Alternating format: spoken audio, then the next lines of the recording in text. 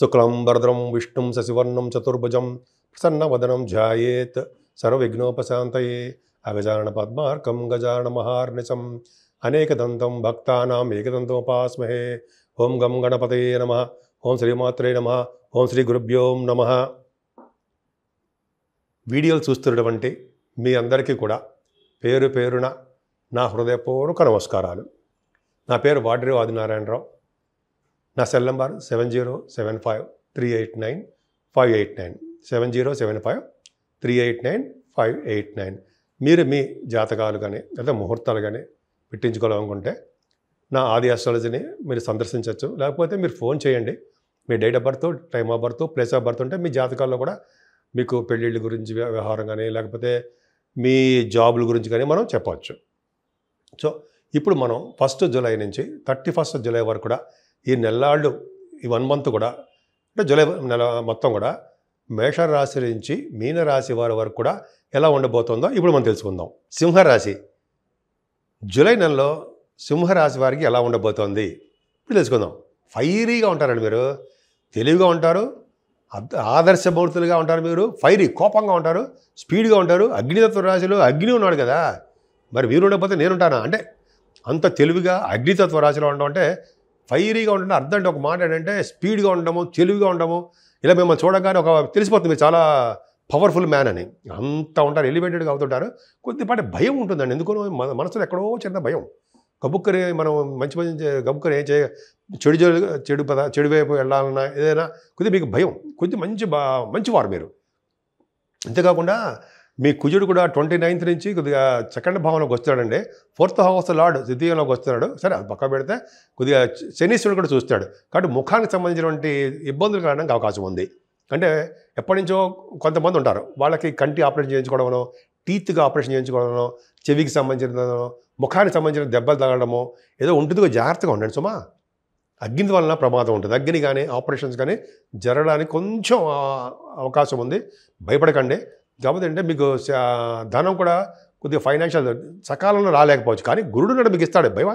గురుడు లాభంలో ఉన్నాడు కదా, ఆయన చూసుకుంటాడు మిమ్మల్ని. సరే, కుజుడు వలన కొద్దిగా చిన్న చిన్న ప్రాబ్లమ్స్ ఉన్నాయి. ఏదైనా మీ తమ్ముళ్ళకి చాలా సేఫ్గా ఉంటారు.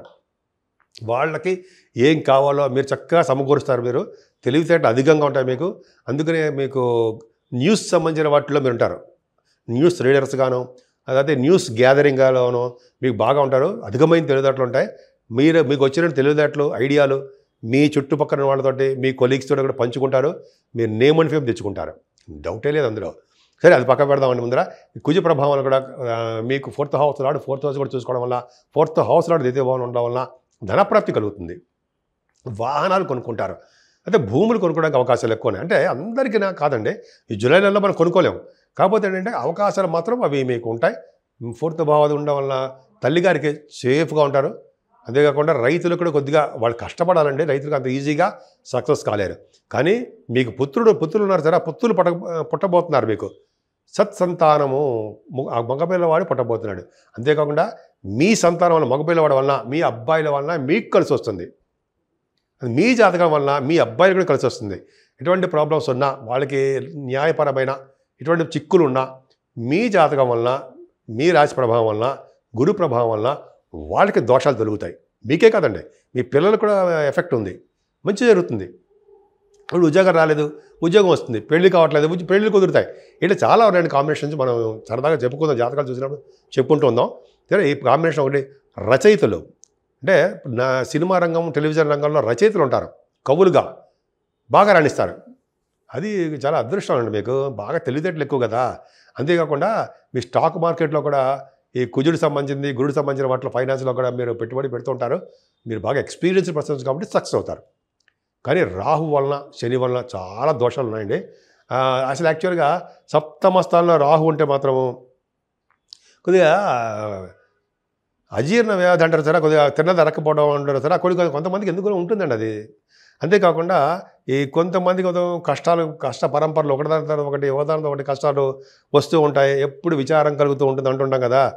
కొద్దిగా ఈ హెల్త్ ఇష్యూస్ రావడము, లేకపోతే కొంతమందికి ఏమో వివాహాలు అవ్వకపోవడము, వివాహాలు అయినా కూడా కొద్దిగా భార్యాభర్తలు కొద్దిగా దూరంగా ఉండడము, ఇవన్నీ కూడా రాహు వల్ల సర్వసాధారణంగా ఇచ్చేవే.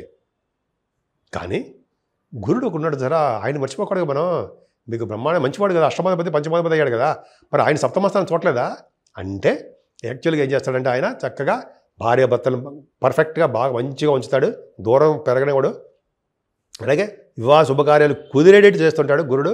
రాహు వలన రాహు అక్కడ ఏమీ ప్రభావం ఉండదు. ఎందుకంటే గురుడు చెప్పినట్టే రాహు వినాలి, అది ఖచ్చితం. కుజుడు చెప్పినట్టు కూడా వింటాడు. అందుకని మీ స్పోర్ట్స్ రంగంలో కూడా మీరు బాగా రాణిస్తారని చెప్పాను సరే ఇందాక, ఖచ్చితంగా అంతే. సరే అది పక్క పెడదామండి. కానీ శని వలన దోషాలు బాగా ఉన్నాయండి. ఈ శనీశ్వరుడు ఒక బట్టాన్ని మనల్ని వదిలిపెట్టాడు. మనాలంటే సింహరాశి వారిని అష్టమ స్థానంలో శని దోషము 2.5 సంవత్సరాల పాటు ఉంటుంది. కాబట్టి మనం ఆయన శాంతించాలి కాబట్టి, ఆయన దోష మన మీద తీవ్రత ఉండకుండా ఉండాలి కాబట్టి మనం శనీశ్వరుడికి సంబంధించినటువంటి మనం అంటే మీరని అర్థం. అందరూ కూడా మనలోనే కల్పేసుకుంటా అందరినీ నేను. సరే మనం మీరు అని అన్నాను, మనం అంటాను అనమాట. నాకు అది ఇష్టం. మీరు అన్నా కూడా మనం అంటాం. సరే అది పక్క పెడితే మనం అందరం కూడా శనీశ్వరుడికి సంబంధించినటువంటి తైలాభిషేకం చేయించుకోవాలి. అంటే మందపల్లిలో కానీ ఎక్కడైనా సరే తైలాభిషేకం ఒక్కసారైనా సరే మీరు శనీశ్వరుడికి జపము, తర్పణాలు, దానము, హోమం ఇది చేయించుకోండి. ఎందుకంటే అష్టమస్థాన శని దోషము చాలా విపరీతంగా ఉంటుంది. అంటే ఏంటంటే చెడుదీలు మర్చిపోతూ ఉండడము, హెల్త్ ఇష్యూస్ అస్తమానం రావడము, కోర్టు పరమైన అంటే న్యాయపరమైన చిక్కులు అస్తమానం ఎదురవుతూ ఉండడము, ఏదో ప్రాబ్లమ్స్ వస్తూ ఉంటాయి. అందుకని శనీశ్వరుడిని శాంతపరచండి. ఆయన శాంతపరిస్తే మనం హ్యాపీగా ఉండొచ్చు. సరే ఆంజనేయ ఇంత చెప్పినట్టుగా ఆంజనేయ స్వామి వారిని, వెంకటేశ్వర పూజలు చేసుకోండి. ఏదేమైనా భాగ్యస్థానం కూడా బాగుంది. అంటే ఏంటంటే చదువు విషయాల్లో మీకు ఏమాత్రం అంటే వ్యాపారంలో ఇబ్బంది పడరు, వ్యాపారం మూలకంగా సక్సెస్ అవుతారు. కానీ 29th నుంచి మీ వ్యాపారంలో కూడా నష్టాలు వస్తాయి. ఓ పట్టాన్ని రియల్ ఎస్టేట్ భూములు అమ్ముడుపోవు. ఇప్పుడు బాగానే ఉన్నాయి. 29 తర్వాత నుంచి ఒక నెలల పాటు 40 days అనుకుంటా వాటి కొద్దిగా మీకు నష్టాలు వస్తాయి. అంటే వ్యాపారాల్లో కూడా అంత అద్భుతం ఫలితాలు ఏమి ఉండవు. కానీ శుక్రుడు దశమంలో 10th house బ్రహ్మాండంగా ఉన్నాడు కదా. మీరు యాక్చువల్గా శని చూస్తున్నట్టు చూడండి, ప్రాబ్లమ్స్ ఏమి ఉండదు. అంటే సినిమా రంగంలో బాగా నేమ్ అండ్ ఫేమ్ వస్తుంది మీకు. అంటే మీకు సినిమా రంగంలో అవకాశాలు వస్తాయి. యాక్టర్ గాను, డైరెక్టర్ గాను, లేకపోతే మీరు కొన్ని ఫోటోగ్రాఫర్ గాను మీకు మంచి అవకాశాలు ఉన్నాయి మీకు. ఎందుకంటే చాలా అద్భుతం. అయితే మీరు కొంతమంది సినిమాల్లో డబ్బులు ఫైనాన్స్ చేస్తారు సార్ అట్లా ప్రొడ్యూసర్స్, అలాగా బాగుంటుంది. కళ బాగా ఉంటుంది. నృత్య కళాకారులు గాను, డ్యాన్స్ బాగా తెలిసిన వారు ఉంటే నృత్య కళాకారులని. అలాగే బట్టలు కొనుక్కోవడము, భాగ్యస్థానం భాగ్యస్థానం ఎలా ఉందో బాగుందా, శుక్రుడు కూడా భాగ్యాన్ని పెంచుతూ ఉంటాడు. అలాగే మంచి ఆభరణాలు, వాహన యోగము సంప్రాప్తిస్తాయి. వాళ్ళకే కాదండి, శుక్రుడు అంటే కళ కాబట్టి చక్కగా మీరు కూడా అందరూ కూడా వాహనాలు కొనుక్కోవడానికి ఆభరణ ప్రాప్తి ఉంది.